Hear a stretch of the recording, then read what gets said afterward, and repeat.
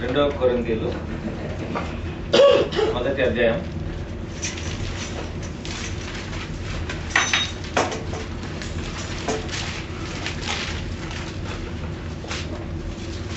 8 నుంచి 11 దాకా. సహోదరులారా, ఆసియాలో మాకు తటస్థించిన శ్రమను గురించి మీకు తెలియకుండా నాకు ఇష్టం లేదు. అదేదనగా మేము బ్రతుకుదమని నమ్మకం లేక ఉంటున్నట్లుగా మా శక్తికి మించిన అత్యధిక భారం వలన కృంగిపోతుంది. మరియు మృతులను లేపు దేవుని ఎందే గాని మా ఎందే మేము నమ్మకం ఉంచుకుంటున్నట్లు మరణమగుదమను నిశ్చయము మా మట్టుకు మాకు కలిగి ఉండెను. ఆయన అట్టి గొప్ప మరణం నుండి మమ్మల్ని తప్పించును, ఇక ముందుకును తప్పించును. మరియు మా కొరకు ప్రార్థన చేయటం వలన మీరు కూడా సహాయం చేయుచుండగా ఆయన ఇక ముందుకును మమ్మల్ని తప్పించునని ఆయన నిరీక్షణ గలవారం విన్నాము. అందువలన అనేకుల ప్రార్థన ద్వారా మాకు కలిగిన కృపావరం కొరకు అనేకుల చేత మా విషయమై కృతజ్ఞతాస్తుతులు చెల్లింపబడును. ప్రార్థన మన జీవితంలో చాలా ముఖ్యమైనది. ఎందుకంటే ఒకటి ఏంటంటే ప్రార్థనలో మొట్టమొదటి అంశం మనం అర్థం చేసుకున్నట్టే పాత నిబంధన నుంచి ఇప్పటిదాకా ఒక ముఖ్యమైన ఆలోచన ఏంటంటే మనం ఏం చేయలేమని ప్రార్థన చేయడం. మనం చేయలేకపోతే మనం వేరే అడుగుతాం. అయితే దేవునితో కూడా అదే, మరి మనకి ఎటువంటి మంచిదైనా చెడ్డదైనా ప్రార్థనలో అడగమన్నాడు. మరి ఏ విషయమైనా దేవునితోటి ఇక్కడ పౌలు ఒక మంచి మాట అన్నాడు. ఏమనంటే చావు కూడా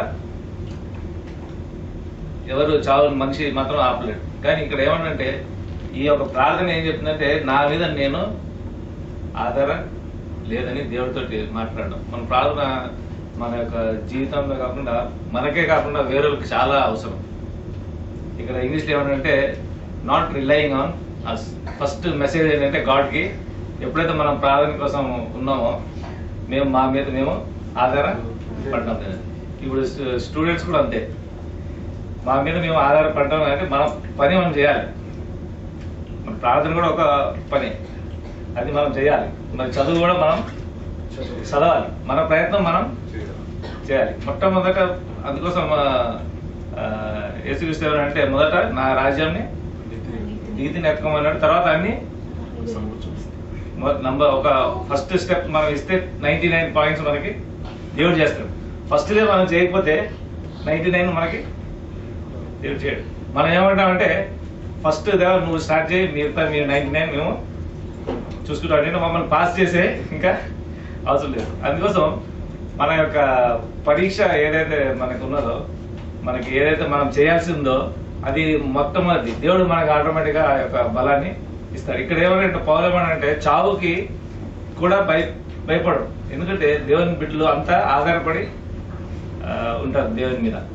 మరి 8, 10, 9 వచ్చిన తర్వాత మరియు మృతులను లేపు దేవుని ఎందే గాని మృతులను లేపు దేవుని ఎందే గాని మా ఎందే మేము నమ్మికుంచుకుంటాం. మా యందు మేము నమ్మికుంచుకుంటున్నాం. కంపారిజన్ ఏంటంటే మృతుల్లో నుంచి లేపే దేవుడు, అక్కడి నుంచి మా యందు మేము నమ్మకం. ఇది మొట్టమొదటి మనం చెప్పేది దేవుడికి, దేవ నా మీద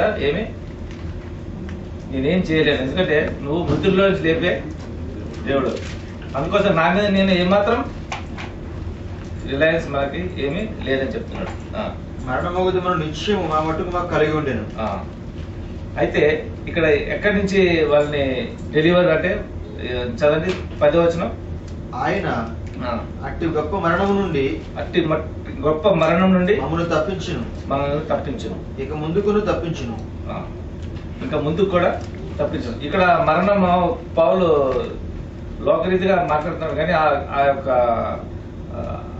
అర్థం ఏంటంటే ఈ లోకంలో మరణించడం పౌలుకి మరి క్రైస్తవులకి పెద్ద ఇది కాదు. మనం చూస్తున్నాం కదా, ఎంతోమంది ఎవరైనా మరణిస్తే చాలా బాధపడతారు.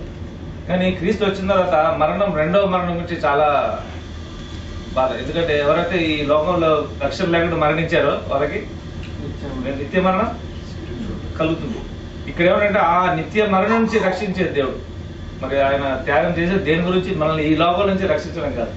సో మనం ఆధారపడేది దేని మీద? ఆ నిత్య రక్షణ నుంచి మనల్ని రక్షించే దేవుడి మీద మనం ఆధారపడతాం. లోకంలో కావాల్సిన ప్రతి ఒక్క విషయం మనకి దొరుకుతుంది. మరి ఈ దినం మనం ప్రార్థన మన దేశం గురించి, ముఖ్యంగా మన భారతదేశం ముఖ్యంగా మనం ప్రార్థన చేసేది, నాకు మొట్టమొదటి ప్రార్థన అనగానే ఏమొచ్చిందంటే వాళ్ళకి కరెంట్ రావాలా, ఫుడ్ కావాలా, ఇవన్నీ మనం ఆలోచిస్తాం. మన ప్రేమ, మన యొక్క మనస్తత్వం అటువంటిది కదా. ఏదైనా ప్రాబ్లం వచ్చిందంటే వెంటనే మనకి భోజనం కావాలా, బట్టలు కావాలా. ఇది చాలా మంది ఇది కరెక్టే. ఈ విలేజెస్ లో అక్కడ వెళ్తే మరి మనం వెళ్ళి వాక్యం చెప్తే వినేవాళ్ళు ఎవరు ఉన్నారా? లేదు, ముందు నాకు కొంచెం అన్నం పెట్టా, నీళ్ళు పోయా అంటారు కదా. నువ్వు వాక్యం చెప్తే కూర్చుంటే ఎవరు వినరు. అయితే మనం వాళ్ళని రక్షించడం ఎక్కడి నుంచి రక్షిస్తాం? మరి దేవుడే వాళ్ళకి ఆ తరుణం ఇవ్వగలగాలి. వాక్యం వినేంత శక్తి వాళ్ళకి కావాలి. ఇప్పుడు చాలా మంది ఏమంటే ఎడ్యుకేషన్ ఫస్ట్ ఇస్తే వాళ్ళు ఎడ్యుకేట్ అయ్యి తర్వాత దేవుని కూడా తెలుసుకుంటారు. మరి అదేవిధంగా వాళ్ళకి భోజనం తిండి లేని వాళ్ళు దేవుడి గురించి ఎక్కడ వింటారు? లేదు, వాళ్ళకి భోజనం కూడా కావాలి. మన దేశానికి చాలా విషయాలు ఉన్నాయి. ఈ లోకంలో మరణం, మరి తర్వాత వచ్చే లోకంలో కూడా మరణం. ఎంతో మంది మోసపోతున్నారు, ఎంతో మంది తెలిసి కూడా మోసపోతున్నారు. క్రైస్తవుల్లో కూడా మారిపోయే వాళ్ళు ఉన్నారు. అది వింటే ఇంకా విచారం.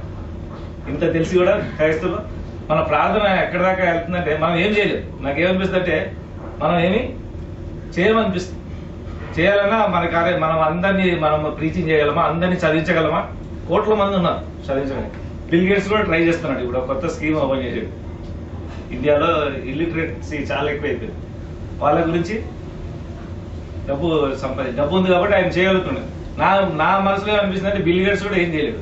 ఎందుకంటే మనోడు ఈజ్ రిలయింగ్ ఆన్ హిమ్సెల్ఫ్. కానీ మనకి దేవుని బిడ్డలుగా, మన ఒక సంఘంగా మన శక్తి ఏంటంటే